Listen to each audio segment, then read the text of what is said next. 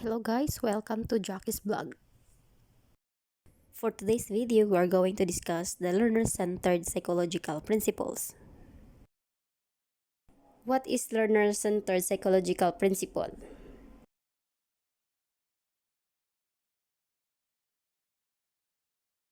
Focus on psychological factors that are primarily internal to and under the control of the learner rather than condition, habits, or psychological factors.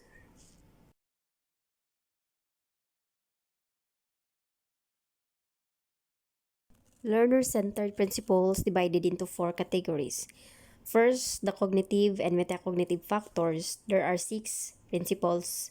And motivational and affective factors, there are three principles. Developmental and social factors, there are two principles. And the last, individual difference factors, there are three principles.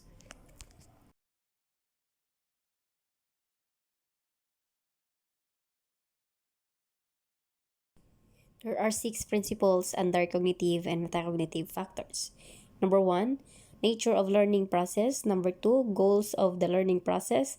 Number three, construction of knowledge. Number four, strategic thinking. Number five, thinking about thinking. And the last is context of learning.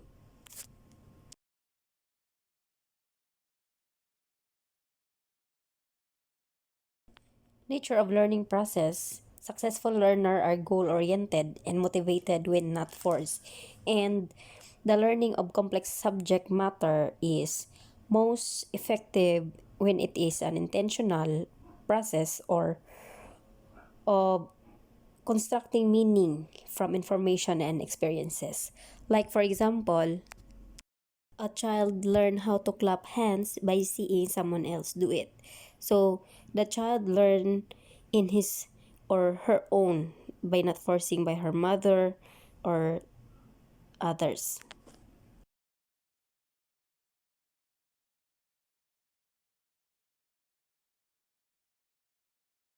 Goals of the learning process. Ensure that the lessons are aligned with students' goals and encourage learner to set learning objects.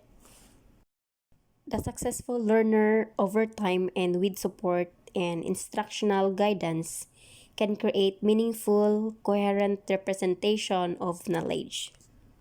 Like for example, wanting to read one chapter of a book each day for 2 weeks.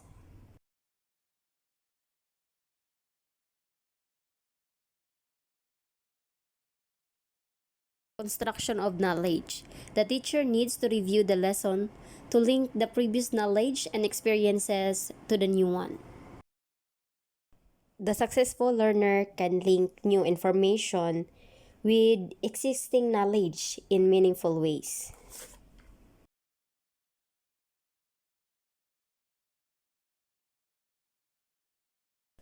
Like for example, student in the physics class might construct knowledge about heat principle from a study of the Earth's inner core and then apply what they learned to investigate the environment of Jupiter.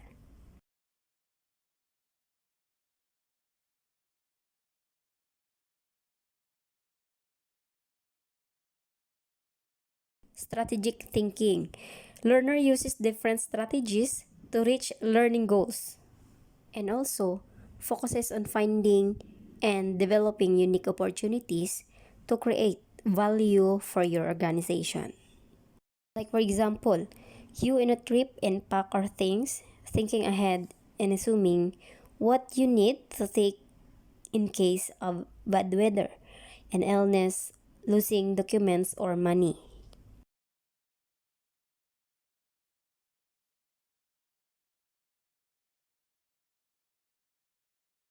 Thinking about thinking.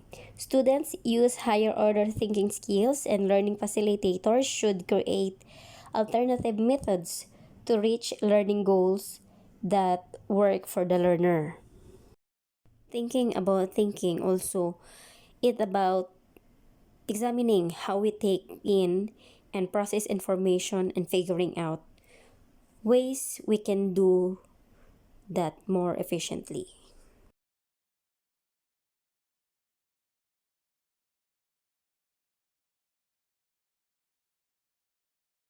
An example for this is good reader use metacognition before reading when they clarify their purpose for reading and preview text.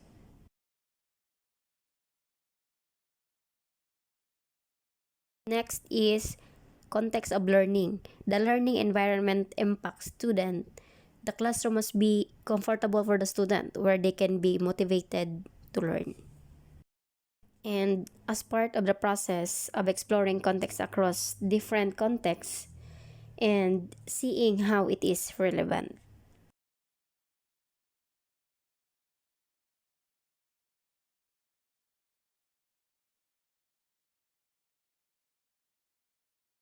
Example, external learning environment including the quality of the equipment, facilities, and of course, the training level of the teacher.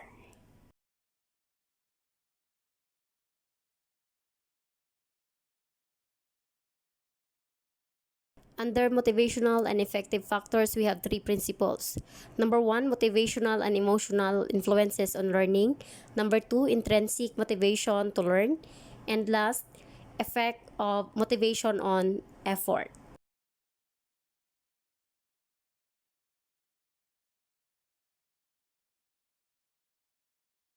Motivational and emotional influences on learning. Motivation to learn are influenced by emotional state, beliefs, interests, goals, and habits in class.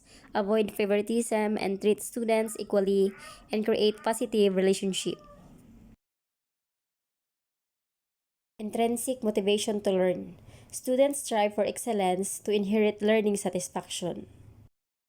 Intrinsic motivation refers also to an individual's personal interest, satisfaction, and enjoyment. An example for this is reading a book you enjoy reading and have an interest in the story or subject, rather than reading because have to write a report on it to pass the class. Effects of motivation on effort. Students are motivated and extended effort in doing the specific task to achieve learning goals as educator instill motivation in learner. An example for this is if a student diligently works on a difficult algebra problem again and again, this would indicate a higher level of motivation towards math activities. Under the developmental and social factors, we have two principles. Number one, developmental influences on learning. Number two, social influences on learning. Developmental influences on learning. Individuals learn best when the material is appropriate to their developmental level and presented enjoyably and interestingly. Social influences on learning. Learning can be enhanced when the learner interact and collaborate with others. The lesson should be interactive and collaborative to develop self-esteem, cognitive, social, and moral development.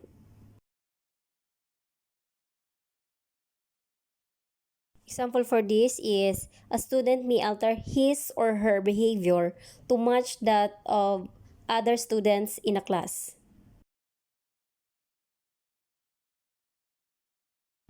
We have three principles under individual difference factor. Number one, individual differences in learning. Number two, learning and diversity. And last, standard and assessment. Individual differences in learning. Teacher must consider students' differences in education. The teacher need to be sensitive to learners' differences. The most common differences of learner are gender, age, intelligence, ability, interest, prior knowledge, learning styles, and of course, motivation. Learning and diversity. The same basic principles of learning, motivation, and practical instruction apply to all learners. Teacher also need to consider cultural background, language, and social status. Standard and assessment. Set standards and learning outcomes that students needs to achieve. Also provide valuable feedback. And also it tells students what performance is required and allows you to make comparison between students based on their achievements of the standards.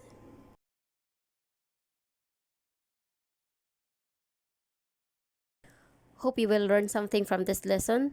That's all for today. Thank you for watching.